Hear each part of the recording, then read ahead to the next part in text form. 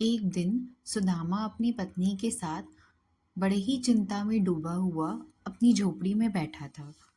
पत्नी ने उसे दुखी स्वर में पूछा, आप इतनी चिंता में क्यों डूबे हैं? हमारे पास खाने को ना अन्न है, पहनने को ना वस्त्र है।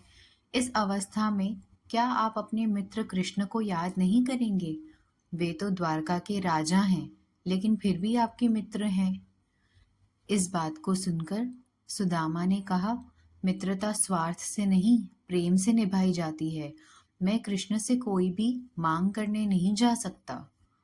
पत्नी ने समझाते हुए सुदामा से कहा, मुझे यकीन है कि वह आपको देखकर बहुत ही प्रसन्न होंगे। पत्नी की यह बात सुनकर सुदामा ने कहा, ठीक है, मैं जाऊंगा, लेकिन उन्हें कुछ भेंट देना होगा। पत्नी ने अपने फटे हुए कपड़े का एक टुकड़ा उठाया, जिसमें बचे कुचे चावल बांध दिए और कहा कि हमारे पास तो यही है, जो भी है आप प्रेम से ले जाइए। सुदामा चावल की पोटली लेकर द्वारका की ओर प्रस्थान करने लगा। सुदामा जैसे ही महल की तरफ पहुंचा, वहां की शानो शौकत देखकर शांत रह गया। उसे देख सेवक ने जाके महाराज से कहा, महाराज, एक ब्राह्मण आपके दर्शन के लिए खड़ा है। कृष्ण ने काफी उत्साह से पूछा, उसका नाम क्या है? सेवक ने बताया कि वह कोई सुदामा नामक ब्राह्मण है।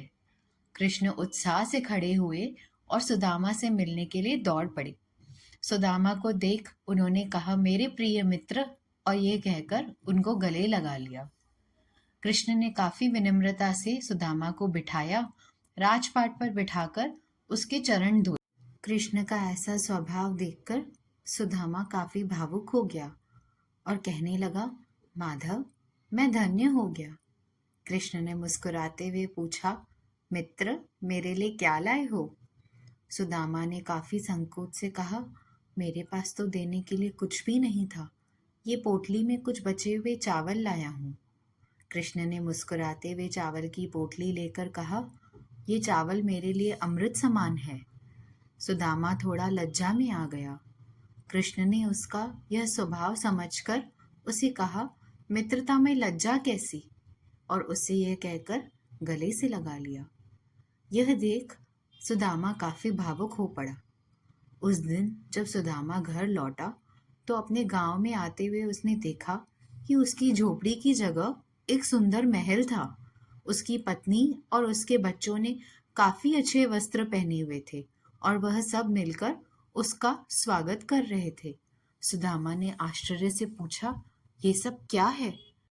उनकी पत्नी ने उन्हें बताया कि ये सब आपके मित्र कृष्ण का किया हुआ है। यह सुनते ही सुदामा आंखें बंद कर कृष्ण का स्मरण करने लगे और सोचने लगे कि तुमने मेरी निर्धनता का तो हल कर दिया, लेकिन मेरी दोस्ती को अमूल्य बना दिया। और इसी तरह इस कहानी में श्री कृष्ण और सुदामा जी की अमर मित्रता का संदेश स्पष्ट होता है और समझ में आता है कि सच्ची मित्रता स्वार्थ और धन से परे होती है। तो कहिए, श्री कृष्ण कन्हैया लाल की जय।